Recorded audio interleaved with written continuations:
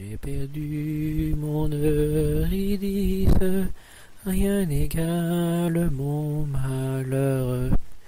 Sort cruel, quelle rigueur, rien n'égale mon malheur. Je succombe à ma douleur. Eurydice, Eurydice, réponds-moi, quel supplice, réponds-moi, c'est ton époux fidèle, entends ma voix qui t'appelle.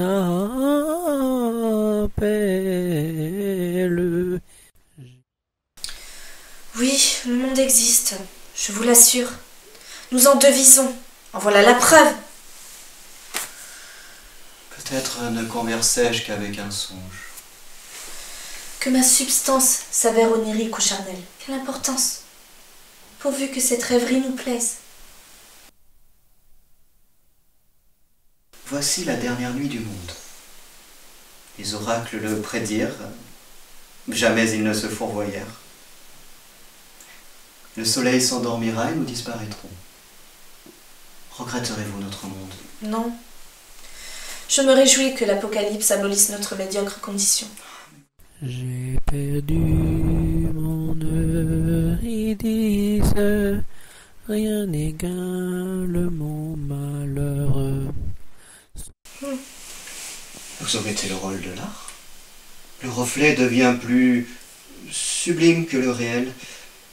Par le mythe d'Orphée, vous illustrâtes cette illusion. Vous voilà Eurydice, et je suis Orphée. Selon ce que vous murmurâtes cette nuit. Ensuite, vous exigâtes que nous parodions l'opéra de Gluck. Quelquefois j'agrémente l'amour de quelques fantaisies. Considérez donc Eurydice. Surprise par le trépas, seule la suavité du chant de son amant me réveille à la vie. Gluck prétendait que seul l'amour triomphait de la mort. Cette galanterie ne signifie rien. Je préfère la version d'Ovide. Je crains que notre marivaudage ne contienne trop de métaphysique. Je me lasse de ces idylles qui forment l'éternelle matière des romans et des théâtres.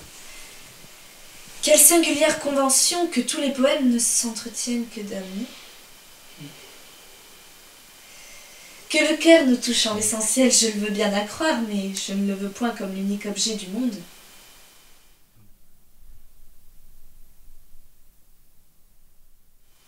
En accentuant cette manière, nous frôlerions le pittoresque. Nous nous montrerions trop français avec ce je ne sais quoi de prétentieux et de soi-disant gracieux que les nations associent à notre idiosyncrasie. La revendication d'une singularité, même si elle rencontre quelques préventions, ne me heurte point. Ah, quel tourment déchire mon cœur. Dans cette ombre lointaine, je crains de reconnaître votre époux. Fuyons. Non, non, non, je veux qu'il vous aperçoive et qu'il s'imagine que nous devînmes amants. Certes, je me montrais sensible à votre charme, c'est pourquoi je vous invitais. Mais également, je vous crus assez candide pour jouer un rôle dans la comédie que je donne à mon époux. Souvenez-vous du marquis qui jouait le rôle de l'amour dans la parodie de Gluck. Voilà mon véritable amant.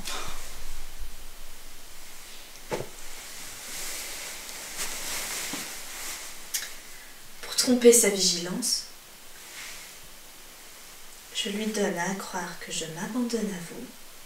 Ainsi, il ne soupçonnera point le marquis. Vous formez l'illusion nécessaire à mes véritables inclinaisons. Je décèle séance un indice ou un délice à construire des intrigues. Néanmoins, je ne crois point à votre ruse. Pourquoi votre mari ne concevrait-il point que, quoique ne possédant qu'un seul cœur, vous disposiez de plusieurs amants? Notre libertinage provient de notre commune inclinaison à construire des rêveries et des raisonnements. Je gage plutôt que votre époux, en honnête homme, se forgeait un caractère aussi aimable que celui de Monsieur de Clèves.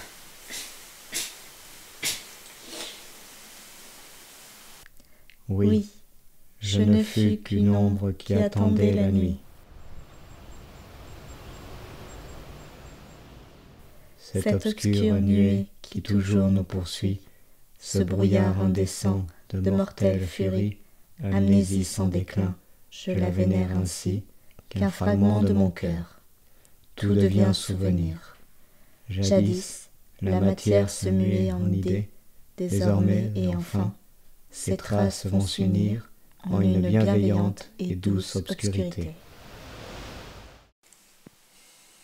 À présent, la brume nous effleure. Laissons-nous aller à ce plaisir de décliner notre identité avant de la perdre dans la mort.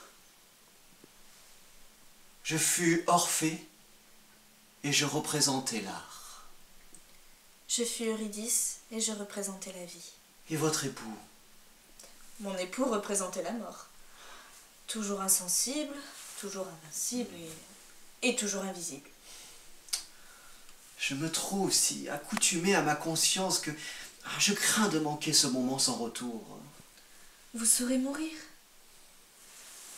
Vous possédez cette connaissance depuis votre premier souffle. Tels les flots du l'été, le lait de votre mère vous l'offrit dès votre... Vous offrit cette amnésie. Vous offrez cette amnésie.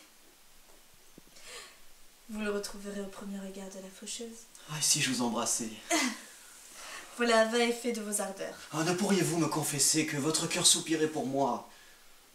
Guère davantage que pour le temps. Ah, alors je garderai pour moi ce poème que je vous composais tantôt. Ô lune sans frima, te souviens-tu toujours de ces vers murmurés tels des frissons d'amour? De ce poème, ne troublez point l'oubli. Laissez-le venir jusqu'à nous.